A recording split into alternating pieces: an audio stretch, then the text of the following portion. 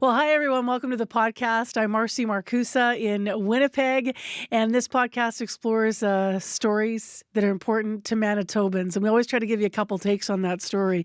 So, yes, today we are talking about the federal election campaign, but we have a really interesting conversation coming up. It is with two Gen Zers, and we're going to talk to them about where they got their information during the campaign and what informed their vote. How do they sift through all the media, especially for a generation that would rather text than talk? How do you connect if candidates are knocking at the door for a conversation, for example?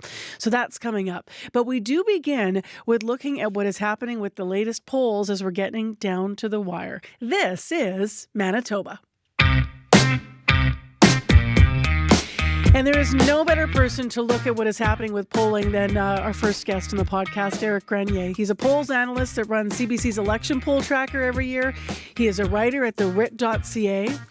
And he has some analysis for us. Now, you might have heard this stat. In advanced polls this time around for this federal election, 7.3 million Canadians voted. So what does that number look like in our province? Well, more than 229,000 Manitobans voted in advanced polls. That's an increase over last election of 41,000. So which party will prevail on Monday? Of course, it's your vote, but we can glean a lot from the data. Here's my conversation with Eric Grenier. Good morning. So what are the polls telling us today?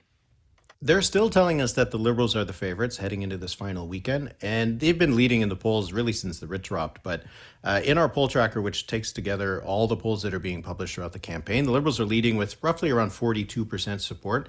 The Conservatives are between 38 and 39%. So there's about a 3 to 4 point gap right now for the Liberals. The NDP is in third place. They're at just under 9% support. And based on what we see in terms of the regional numbers and all this, how it breaks down, the Liberals are the favorites not only to win the most seats, but probably still a majority government. How does it translate into the number of seats? So you need 172 for that majority. We're projecting right now, based on these numbers, that the Liberals would win 190. So they're above that threshold. There is some uncertainty if things go badly for them, or some of the ridings don't fall their way. They could fall short of that majority.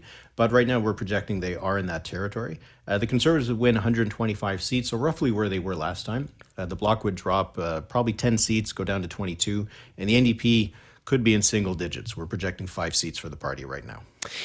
We just actually had a bit of a conversation about this, but I'd like to ask you as well. The Globe and Mail Conservative leader Pierre Poilievre, it's their report. They're saying he's in a hard fight to keep his own seat. What do you make of that? It is surprising if that is what's actually happening. So his riding is Carleton in the Ottawa area, but it's a mix of rural voters and suburban voters. So there's a lot of Conservative voters in the riding, and he won it by about 20 points on the new boundaries in the last election. So it isn't the kind of seat he should be fighting for. We haven't seen that much movement in Ontario, but the Liberals seem to think that they have a shot. The Conservatives seem to be pouring some resources into the riding. Maybe it's just to shore up their leader to make sure he gets through comfortably, but if it means they're taking some resources out of more competitive seats, then that's probably a bad thing for the party. And how safe are the seats of the other leaders? Because I've heard buzz about Elizabeth May and Jagmeet Singh as well. Yeah, I think they would be the ones to look at. Mark Carney is also running in an Ottawa area riding. He's probably safe. It's a pretty safe Liberal seat. And Yves-François Blanchet is running in a pretty safe Bloc seat south of Montreal. But Jagmeet Singh, he's running in Burnaby Central in the BC Lower Mainland. He won his riding by about 8.5 points in the last election. And we've seen a swing from the NDP to the Liberals that is much bigger than that in BC. So I think he's going to be in tough to hold his seat. For Elizabeth May on Vancouver Island, she's held that seat in Saanich Gulf Islands since 2011. A lot of the vote is going to be an Elizabeth May vote, and it would have to be, because the Greens are just doing so poorly in the polls that if she holds on, it's because of her own support rather than support for the party. Did the debates and the release of the party platforms change the polls at all? I think it did a little bit. Before the debates, the Liberals were leading by roughly 6 points in the polls. Now they're down to 3 or 4. So there's been a little bit of movement. A lot of it has been largely the Liberals dropping. The Conservatives haven't really made up a lot of ground. The Bloc seems to have gotten a bit of a boost out of the French language debate, but it's not a huge amount of movement. And for the Conservatives, they needed it to be a huge amount of movement. They won the popular vote in the last 2 elections by a point, and they didn't come close to winning the seats. So they need to win the popular vote by 3-4 points, and they're far from that. So gaining 1 or 2 in the last week has made, maybe some Liberals a little nervous, but I don't think it's going to change the outcome of the election. I want to ask you how the polls look in Manitoba and what it suggests about some of the local races here. It is really interesting to see. We've seen some polling out of Manitoba that suggests it is across the province more or less a neck and neck race between the Liberals and the Conservatives. But when it comes down to what's going to happen at the seat level, what's going to happen in Winnipeg, the Liberals are targeting Winnipeg West. That was a riding that was pretty close last time. But they could also be targeting some seats that weren't that close last time, like Kildonan and St. Paul, which is a Conservative riding, Winnipeg Centre, which the NDP held. What's going to happen in Elmwood-Transcona, which was a close riding in the by-election that happened last fall, but we're in such a different environment now. Like, who knows what's going to happen in that seat? And even in the northern riding in Churchill, Kawat-Newgaski, that's been an NDP seat for a long time. But with the movement in the polls, the NDP's got to fight for every seat they have. And I'm just curious to see if they're going to be able to hold what they've got in Manitoba.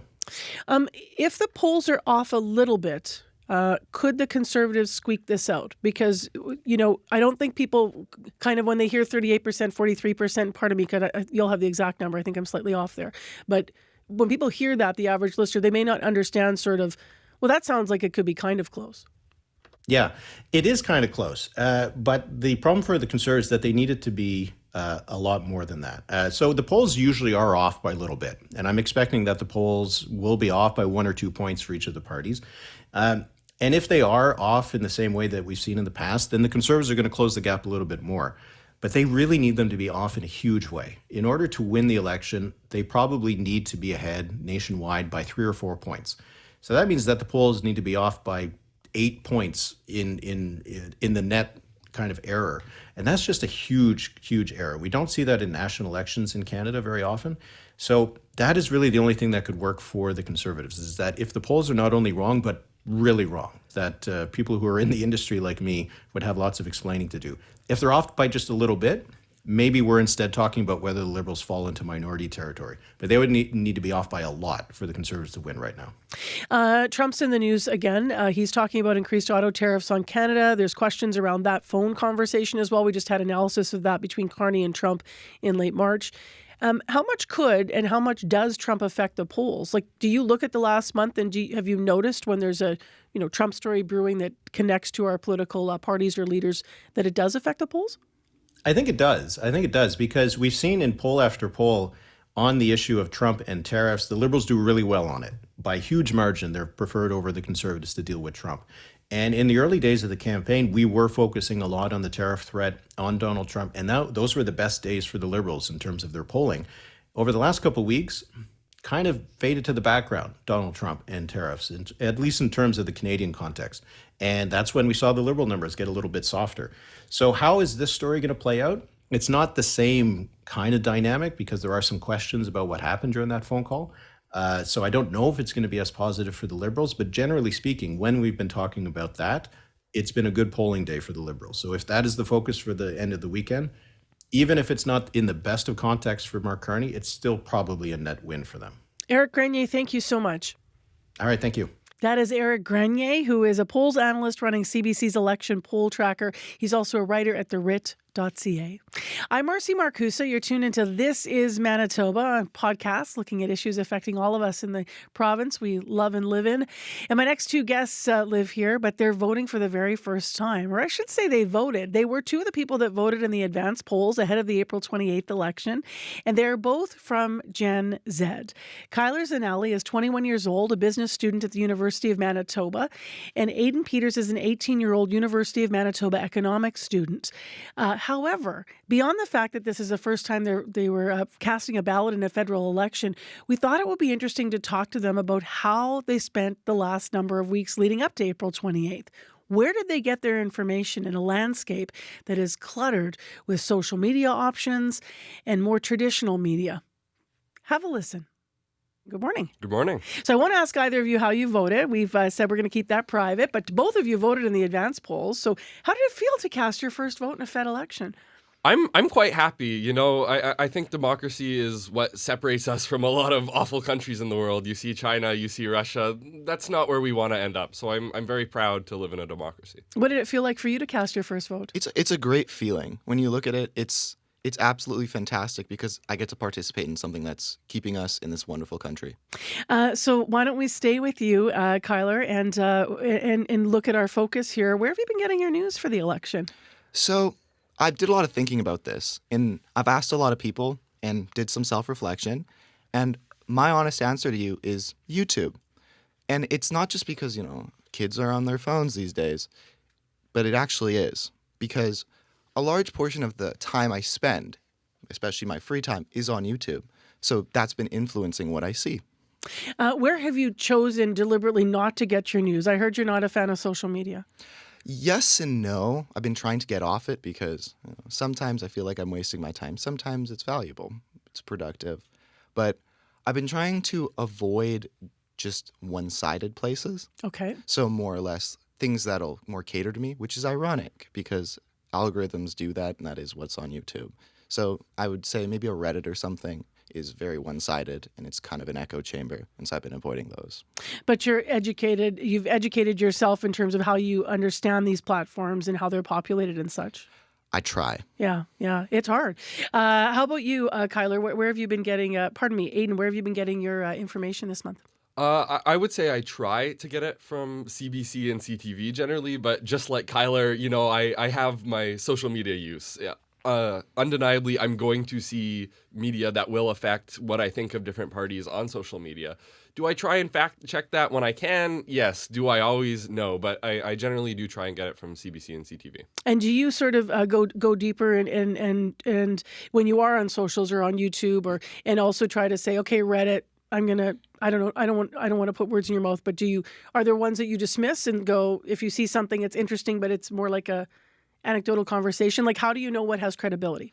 You have to go and verify it yourself. There's really no way to know if it's credible just seeing the post. A lot of times on the app formerly known as Twitter, you'll see a post that has some information and then a link. But the link doesn't actually go anywhere. It goes to a blog post. It goes to something like that. And so people take that to be as a credible source because it has a link. And I find that very frustrating sometimes. Is it difficult or daunting to have to sift through all the information? I would say if you were only getting your information from social media, it would absolutely be. And I think a lot of people our age are only getting their information from social media, which proves a daunting task. I think people need to be more informed and look at actual news sources like CBC and CTV. And for you, what's it been like sifting through all of it? Overconsumption and just overdoing it is a very real thing. Yeah. And I think we all know that when you really get into something or you don't have an opposing side, it's very easy for you to just start. That becomes your whole life. It overconsumes you. It's very, very easy. So it's a very daunting task, especially because things seem to be set up to push that onto us. To take this into information can also come from family and friends, right? So I'm curious, Aiden, what conversations have you been having with friends and family about the information you see online? I'm in very political circles, so all of my friends and family, they're all political, so everyone likes to be informed. Everyone likes to get their news from reputable sources when they can, and so I don't think that's influenced things too much from what I've seen personally. Okay, and what about for you, Kyler? What's it been like, the conversations, with friends and family? I want to build off of that real quick because I think that's a great point. When you look at it, everyone wants to speak to someone respectable, but also people they look up to. And so friends, family, those are the people you look up to. Those are the people you're more likely to talk to. Mm-hmm. So that's where you influence your opinion. And so following up to your own point there, it's mostly been family. It's mostly been friends. I'm a big talking to person. I like to talk. Sometimes over too much, but we'll get over that. But I like talking. And so it's really helpful to be able to talk to people about these things. Does it get heated ever? Are there things you won't talk about with family and friends, or is it like anything goes in this day and age? And do you like talking about it? And how do you decide when to stop talking, or when you don't want something to influence you? Or it's difficult, right? It's usually when my sister tells me to stop talking. Oh, the dynamics. I want to talk a little bit more about mainstream media. Unless you have a point to add, Aiden, because you look like Oh, no, I just wanted to say I will talk and talk and talk around all my friends and all my family, even when they tell me to stop. I keep going. I love that you guys shook hands just now in the studio, like, you're my people. Mainstream media has been criticized by some over the years with terms like fake news. How does that play into how young people might vote or even disengage from information in different ways? Well, I think that plays into sort of what is often in my mind, with my own biases, like a right-wing populist appeal, where people try to draw skepticism about, major media, major parties, where they try to make it look like everyone is against you, even the big media.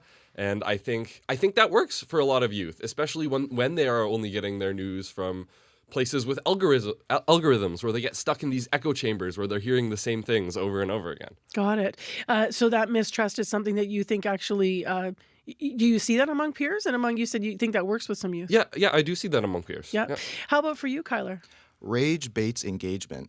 Anger baits engagement. And I'm sorry to say, hate, it causes engagement. And so if you can spin something to make people hate it, or you can spin it to a negative, people are more likely to do something about it because they're acting on their emotions, which is totally fine. I do that all the time. But that's the problem with all this. If you spin something to be fake or not right, or you're more likely to attract people and get people to take action instead of actually addressing the problem or the point. And that's how I feel about this. Do you think that that more young people, because of the various ways that they might get their news or consume their information about elections and voting, might be at risk for being pulled into hate, grows engagement? Absolutely. Again, following up on the point, when you don't have an opposing side and you don't get to talk to these people, because we don't talk to people a lot these days, everything seems to be separating us from, engagement. It's very easy to just get stuck in your ways and refuse to hear other people out. And so sayings like that and just engagement like that, it's very, very difficult. It's a slippery slope.